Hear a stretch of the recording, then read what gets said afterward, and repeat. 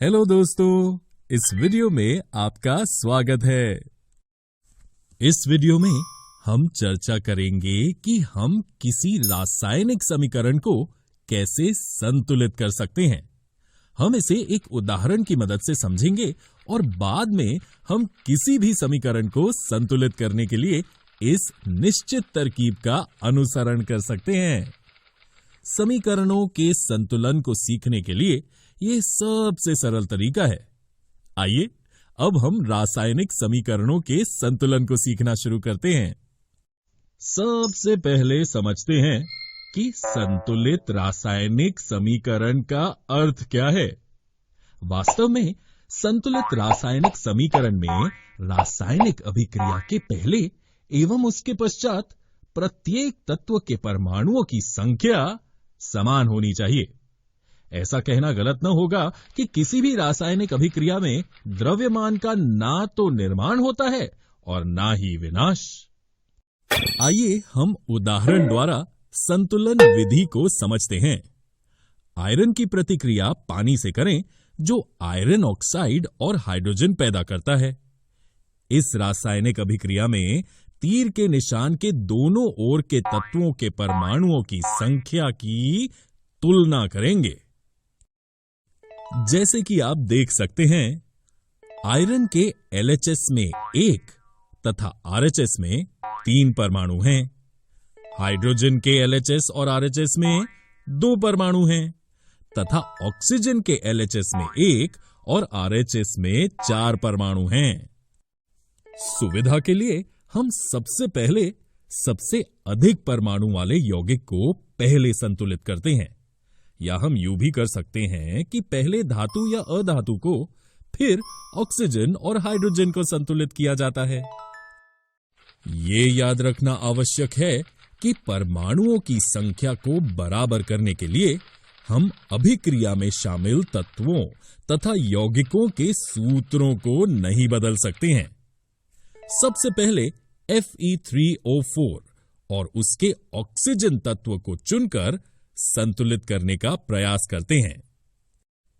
Oxygen परमाणु को संतुलित करने के लिए हम 4 गुणांक लगाकर 4H2O लिख सकते हैं, लेकिन याद रहे इसे हम H2O2 या H2O the whole 4 इन तरहों से नहीं लिख सकते।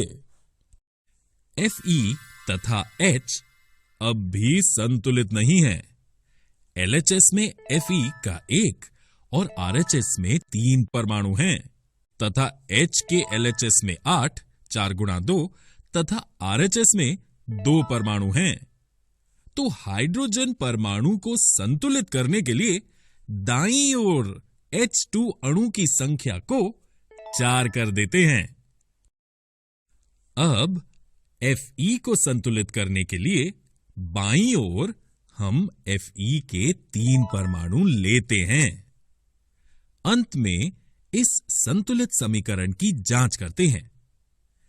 Fe के तीर के दोनों ओर 3, हाइड्रोजन के 8 तथा ऑक्सीजन के 4 परमाणु हैं। अब समीकरण के दोनों ओर के तत्वों के परमाणुओं की संख्या बराबर हैं।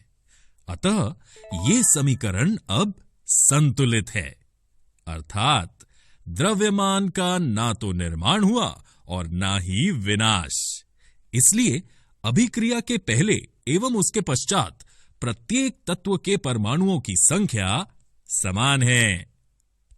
दोस्तों, जैसा कि हमने बताया कि समीकरण संतुलन सीखने के लिए कड़े अभ्यास की आवश्यकता होती है, इसलिए आप इसका अधिक से अधिक अभ्यास करें। इसके लिए हम आपको कुछ असंतुलित समीकरण दे रहे हैं।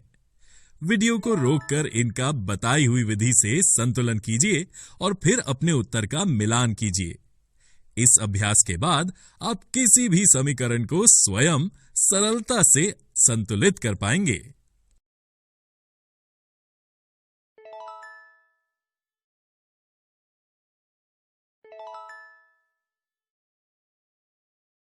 दोस्तों, किसी भी समीकरण को संतुलित करने के लिए याद रखें, सबसे पहले धातु, अधातु, तत्पश्चात हाइड्रोजन और ऑक्सीजन को संतुलित करना होगा।